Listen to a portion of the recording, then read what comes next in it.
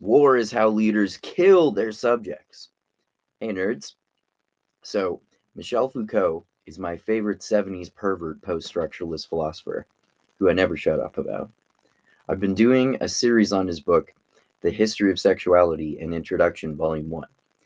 In my previous video on this book, I talked about the ancient Roman practice called patris potestas. This was a Roman father's right to execute not only his slaves, but even his own children.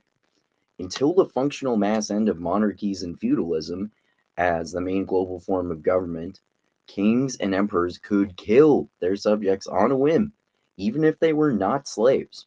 Regular citizens could be murdered in broad daylight in front of countless witnesses for no reason. And every monarch would unquestionably get away with it for the overwhelming majority of the time. War is a modern extension of the sovereign's power in a democracy. Like ancient Roman monarchs and fathers, the leaders of democracies grant power of life and death over their subjects. Leaders, in theory, cannot execute citizens in free democratic countries, but they can still start wars and have people kill each other for their leader or country. Killing for your country is the modern substitute for killing for your leader, at least for the most part. Also, until extremely recently in human history, many countries had the draft. You were legally compelled to murder people you don't know for your country. War is still how the sovereign exercises power over its citizens. They declare that every single person in the country is against every single person in another country when they declare war. Even without the draft, there are always those who are patriotic enough to voluntarily die for their country. Usually at least tens of thousands of fucking people.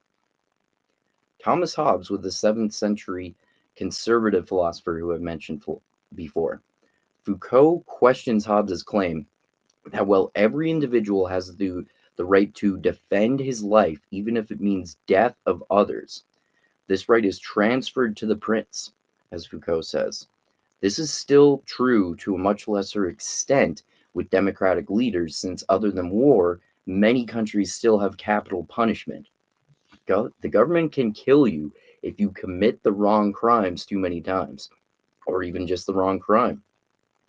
The sovereign's power of life and death is also shown when they refrain from killing. Prisoners escaping the death penalty, countries abolishing it, and leaders ending wars are also ways in which they exercise their power of life and death.